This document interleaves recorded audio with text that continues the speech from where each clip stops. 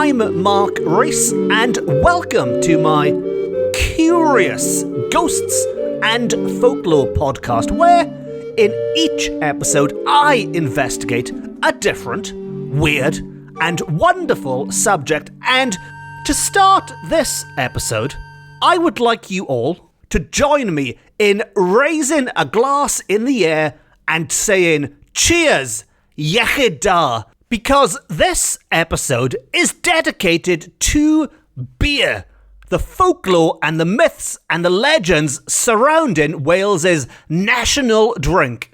And this is a journey which will take us back through the centuries when beer first began life in the cauldron of a legendary witch. Well, maybe. But we will also look at its more recent use in funerals, where drinking beer became much more Gothic and macabre. And to illustrate that point, I would like to introduce you to an old Welsh language saying which would be spoken over a dead body at a funeral.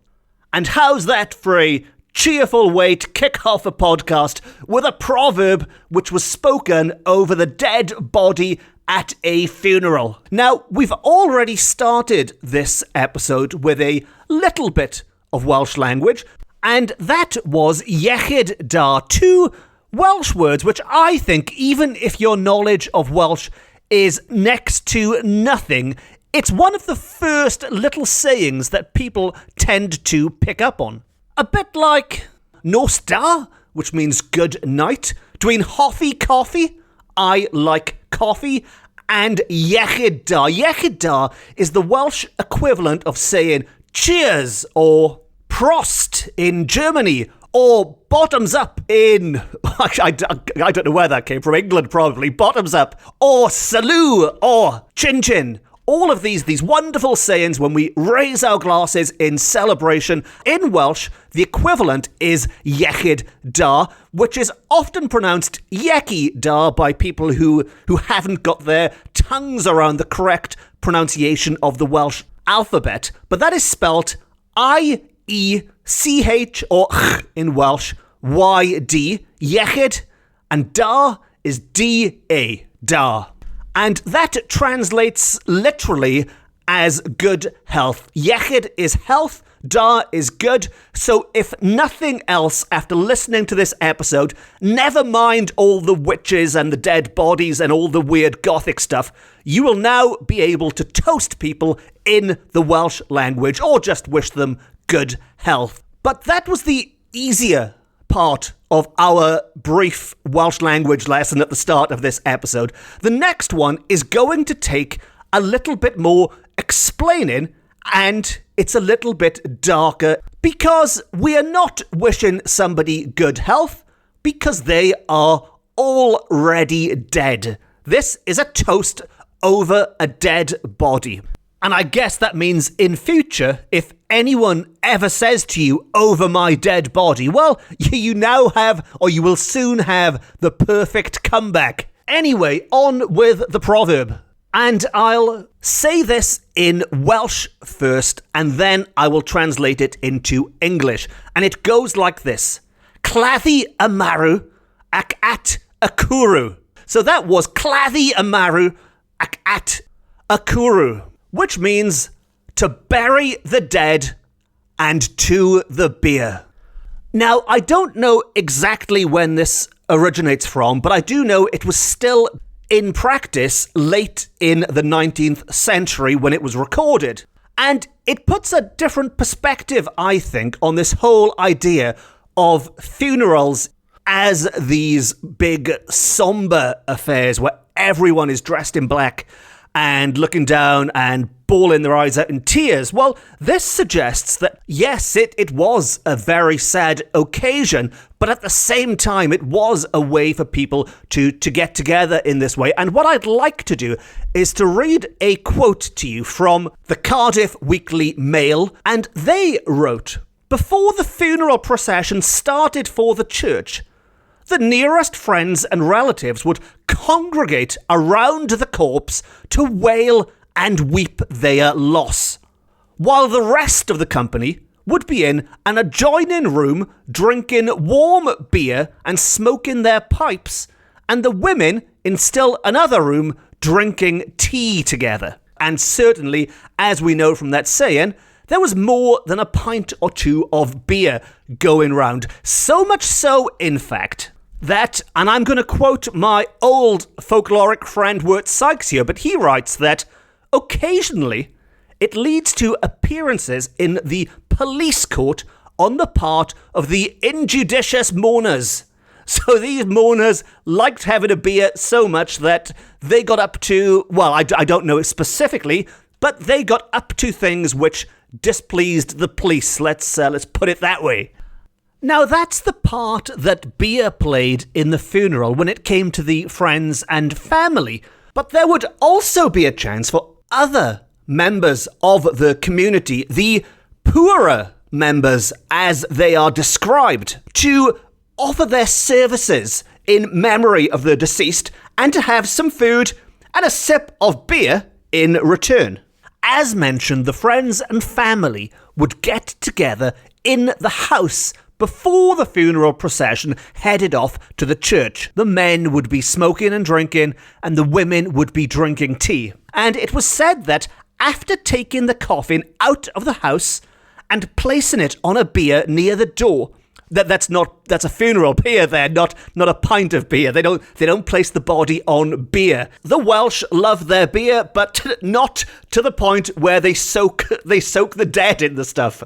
But it was formerly customary for one of the relatives of the deceased to distribute bread and cheese to the poor, and they would hand this bread and cheese to them over the coffin. That was an important part of it. They would hand them this food over the coffin. So before heading off to the church to put them in the ground, food in the shape of bread and cheese usually were handed out over the coffin to the poorer members of the community, and in exchange, as it were, they would gather flowers and herbs beforehand, and they would place them onto the coffin to decorate it. And as a result, as well as these little bits of food they were given, it is written that sometimes these poorer members of the community were given a loaf of bread or a cheese with a piece of money placed inside it as a reward for their hard work, and then a cup of drink was presented, and the receiver was required to drink a little of it immediately as a toast, as it were, over the body. And just to wrap up this initial bit about funeral customs, we do have a quote from a Reverend E.L. Barnwell, and he said in the late 19th century, "Although this custom is no longer in fashion, yet it is to some extent represented by the practice, especially in funerals of a higher class, to hand to those who are invited to attend the funeral oblong sponge cakes sealed in a paper, which each one puts in his or her pocket. But the providing and distribution of these cakes are now often part of the undertaker's duty." So, in conclusion for this section, yes, there was lots of beer going on, and people were given oblong sponge cakes. There was funeral cake, I guess you could call it, given away at the time. Now, that's the cheerful, macabre section out of the way. Let's get back to beer, real beer drinking, the national drink of Wales. And you might be asking, why is beer the national drink of Wales? Well, I don't know is the honest answer, but there's lots of possible reasons, and I guess it's quite a simplistic one, but it could simply be the fact that Welsh people do appear to love their beer. A bit like French people love wine. You know, I don't know if there is a national drink of France or not, but if there is, I assume it is wine. It could just be a similar stereotype with Wales.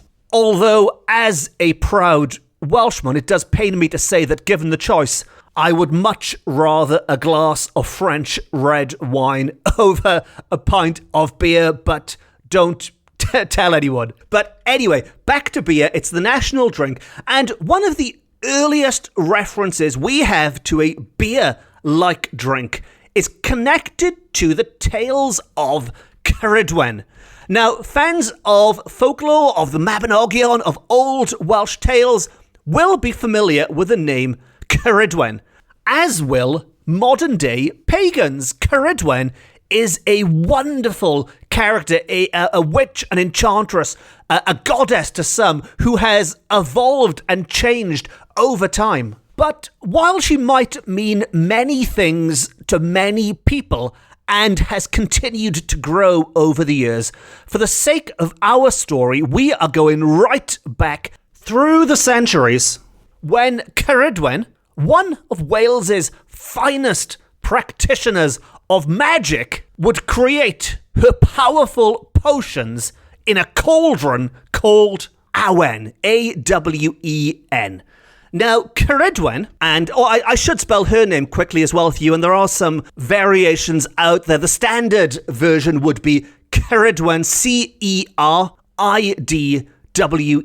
Ceridwen, and it's also spelt with a double R occasionally as well, C-E-R-R-I-D-W-E-N, but as this is audio only, I can spell it any way I want, really, as long as you can understand my pronunciation of it. So Ceridwen is this enchantress from legend, and I'm not going to dwell too much on Ceridwen now, because I hate to keep saying this, but Ceridwen really is an episode to herself. So Ceridwen I will come back to and look at in much more depth. But possibly the most famous tale to involve Ceridwen is the origin story of the poet Taliesin.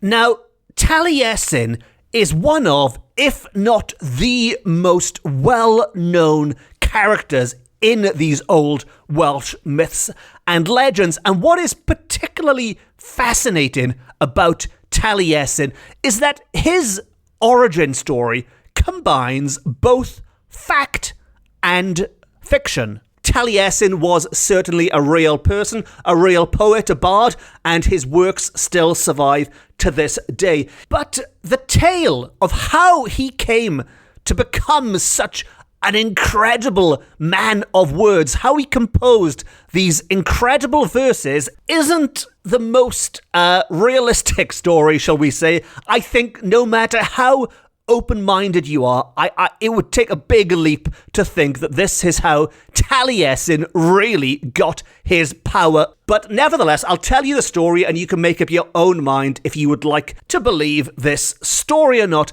And apologies to do this a second time again so quickly, but as with Ceridwen, Taliesin is such a huge, important character in Welsh culture, not just in the myths and the legends and the folklore, that I will be dedicating at least one episode of this podcast to look at Taliesin's life in more detail later on. But for the sake of this episode, what we need to know is that the tale of Taliesin begins, the fantastical tale begins, with Ceridwen looking to make a potion for her son, a magical potion, because she considered, or his parents considered, that he was not clever enough to get ahead in this world. They also, as an aside, thought he was a bit ugly, which is a bit harsh, but by all accounts, back then, you either had to be good looking or you had to be smart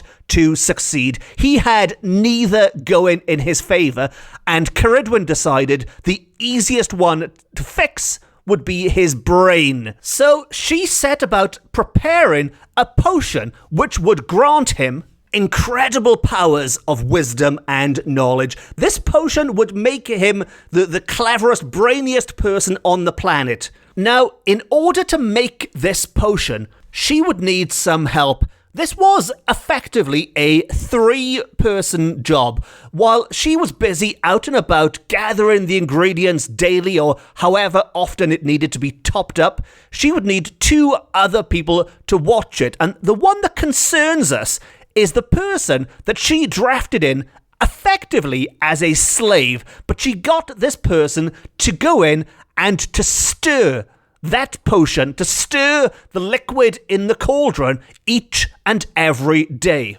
And the name of that person was young Gwion Bach, little Gwion. And Gwion was stirring this potion, and it took 12 months of stirring, an entire year of stirring, and it was on the final day, just as Ceridwen's plans were coming to fruition. And it was going to be passed on to Ceridwen's son to make him Mr. Brainy, that something went wrong. All it would take is 3 drops of this incredibly potent potion to have an effect. And as Gwion was stirring on that final day, 3 drops splashed out of the cauldron and onto his hand.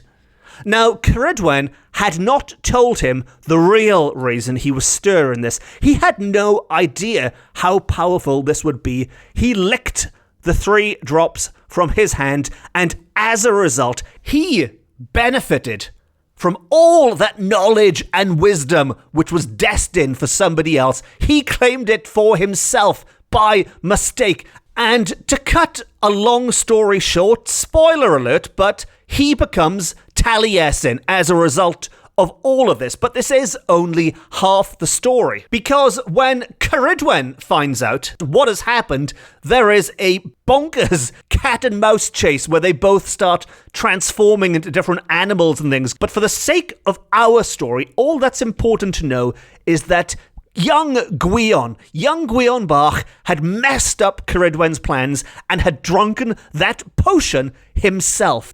Now, the reason I'm telling you this story in a podcast about beer, and things do get kind of confusing, and this is why I do need extra episodes to look at these things in more depth. But for the sake of this episode, what we need to know is that Taliesin, as mentioned, was a real person, even if he had a fictional origin story.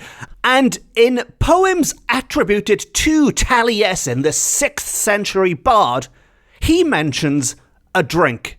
It is a drink which was enjoyed by the Druids all those centuries ago. And this drink, so it is said, originated in the cauldron of Ceridwen. Now, when that potion was made, which transformed little Gwion Bach into Taliesin, and he took those 3 drops, the remainder turned to poison. But by purifying that poison, or whatever concoction she was working on, they could then create a new drink, and that was called Gwyn a Bragawd. Now, Gwyn, the first word, will be familiar to modern-day Welsh speakers as the word for wine. Wine, Gwyn a, and wine, and this other word, Bragawd. Well, Bragawd is the reason I am telling you the tale of Taliesin, because we know that there was a real drink by this name. And if the first known reference that we have to this word, meaning mead, can be traced back to Ceridwen, then we could say beer was invented in Wales in the cauldron of a witch, possibly. And maybe that is why it is the national drink of Wales, because we love our beer and we love our witches. But to the description of this beery-like drink, now, there is a description from the 9th century. And apparently, in inverted commas, according to the Anglo-Saxon Chronicle, it was a popular drink in Wales. More specifically, not just any old drink. It was said to be a distinctive blend of Welsh ale, a potent concoction at the time. Even back then, Welsh beer was known to have the skull attack effect, which is I'm going off on a quick tangent here, but that's a nickname for one of the most popular Welsh brands of beer is Brains beer, and one of their more powerful varieties is S.A. Brains. Now, S.A. Brains is just the name of the founder of the company. It's his initials, Samuel Arthur Brain. But it has become better known as skull attack because of its morning after effects, shall we say. So when you ask for a pint of Brains SA, you are effectively asking for a pint of Brains skull attack. But back to the brag out, and it was in the 9th century known as a potent concoction, often overloaded with spices and honey, and this distinctive blend of this ale tasted like a cross between mead and modern day ale. All of which sounds quite tasty, really. I wouldn't mind a glass myself. I'd swap my French wine for a taste. Now, this concoction was made by the monks in the monasteries, and it was considered to be superior to all other ales until that big killjoy Henry VIII came along with his dissolution of the monasteries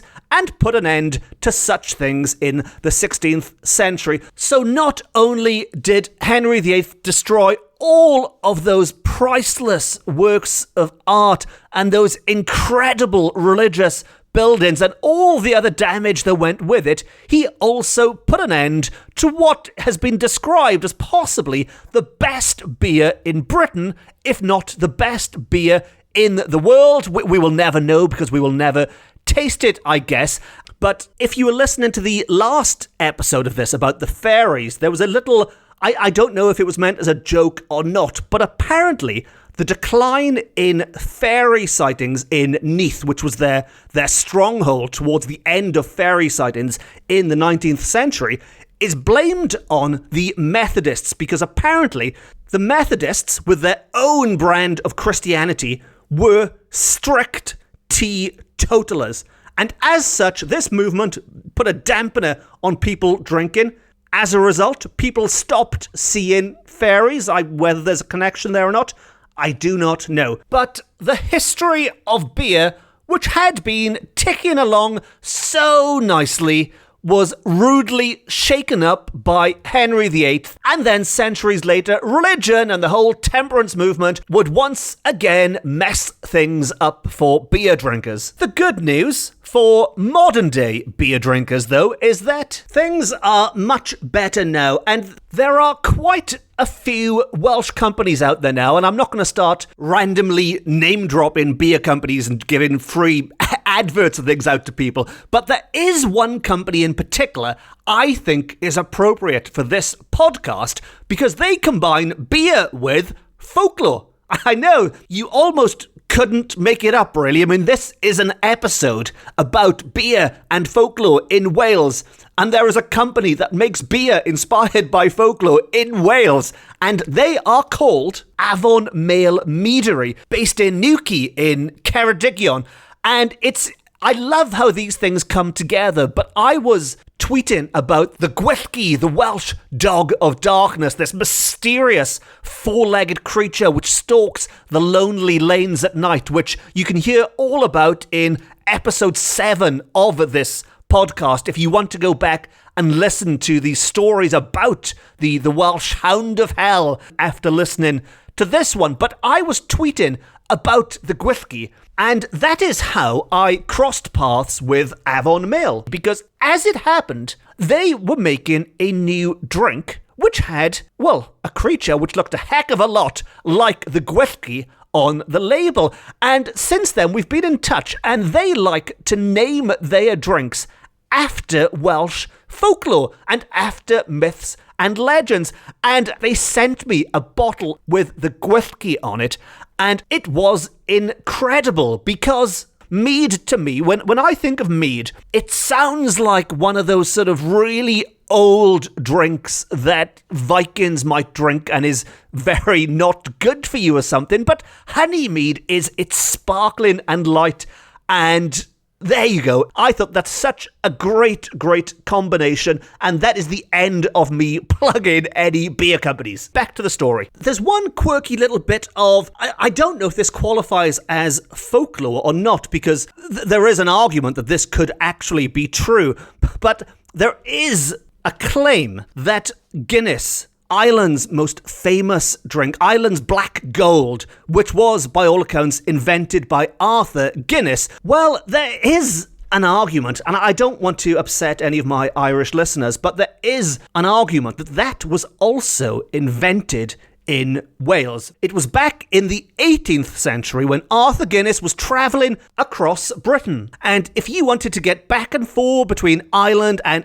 England, say, Wales was that big lump in between, and you had to go via Holyhead. Now, as he was travelling back towards Holyhead, he popped into a tavern in Llanfairfechan, which is near Bangor, and they served a particularly tasty variety of drink, which, if the story is correct, had a secret recipe, and the name of this establishment was Gwyn D. Now, Gwyn is a word we encountered earlier in Ceridwen's concoction in her cauldron, which means wine. The other word, D, means black, and put together and translated, Gwyn D means black wine. And it is said this black wine was made from this secret recipe, and that is the Guinness we know and love today. Now, that account has been taken from more recent news articles and news websites, and the idea was put forward by a historian in the area. I don't personally know if it's true or not, and if it has upset any of my Irish friends, I apologise in advance, and let's move on quickly. What I'd like to do is to wrap things up with a few little bits of folklore, which, unlike the Guinness story, may or may not be. These are bits of folklore because they were published in a book entitled Folklore of Wales. It's one of my favourite books of Welsh folklore, which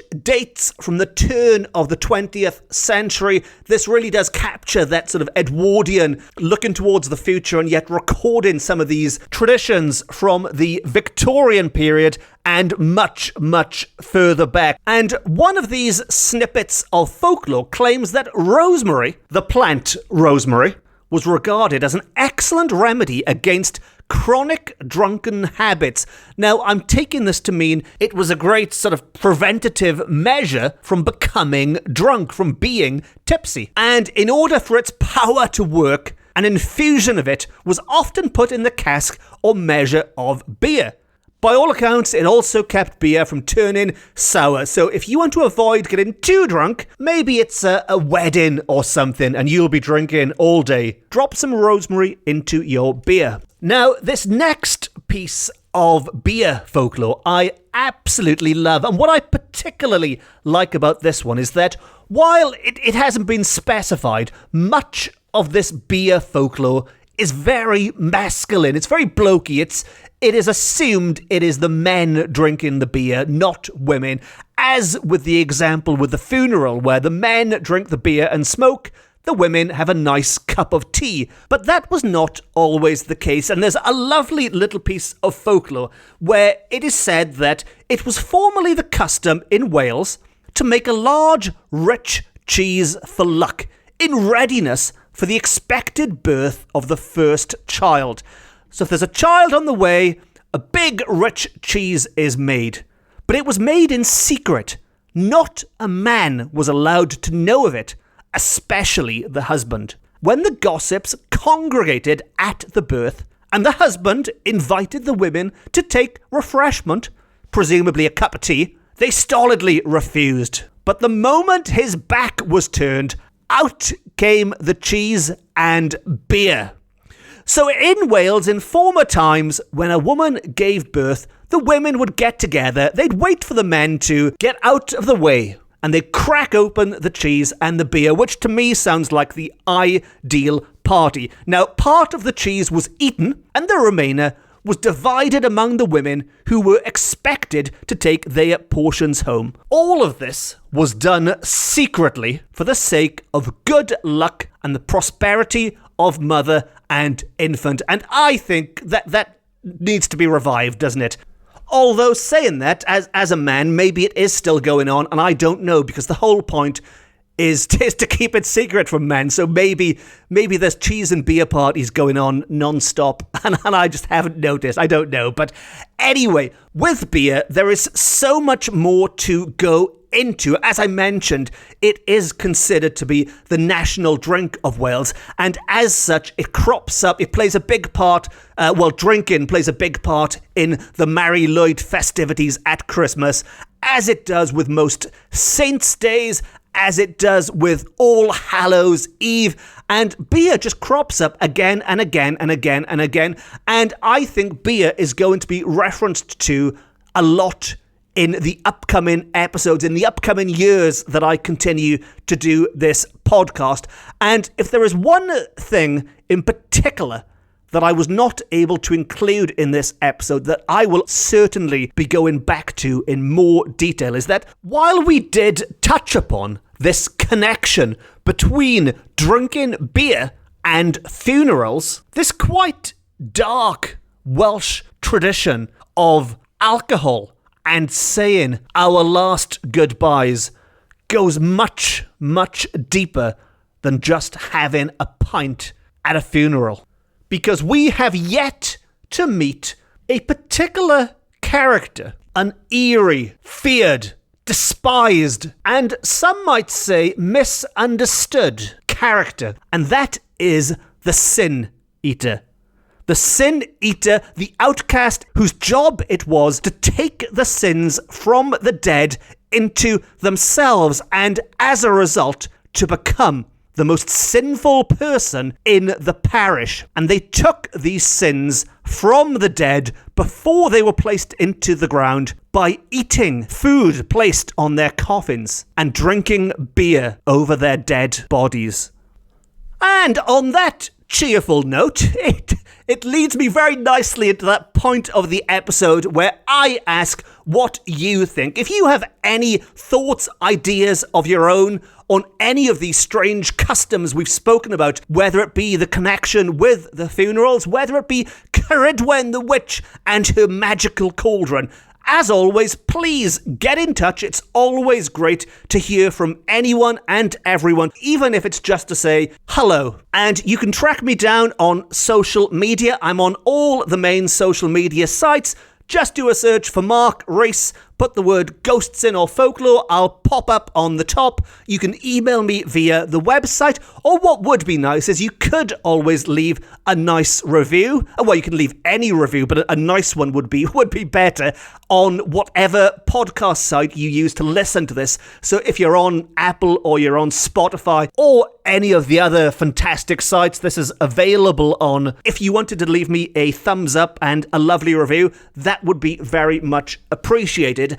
And that does lead me into my cheeky and regular little request that if you have enjoyed this podcast, please consider hitting the subscribe button, because it does make a big difference to me knowing people are listening, and it means you will never miss an episode ever. So all those upcoming episodes about the Mari Lwyd and about the Sin Eater and about Ceridwen and about Taliesin, you will not miss any of them if you hit the subscribe button. And after all that talk about beer, I don't know about you, but I'm quite thirsty now, so I'm going to see if there is any beer amongst my bottles of French wine, and you are all welcome to join me, assuming it's legal and safe and don't get me in trouble if you are operating heavy machinery or driving a school bus or something. Do not drink beer. But if you're sitting at home, if you're sitting in a pub, then, well, you're probably drinking beer anyway. But if it is safe to do so and you are not underage or anything silly, crack open a beer, hold it up in the air, and we can all say together, cheers, iechyd, and claddu amaru ac at akuru, to bury the dead and to the beer. Thank you very much for listening. Diolch yn fawr iawn am gwrando. I've been Mark Rees. This has been my Ghosts and Folklore podcast. It's the best, it's the beautiful, it's the only Ghosts and Folklore podcast beaming to you from Wales to the world. Until next time, Prost, Salute, and bottoms up. No star.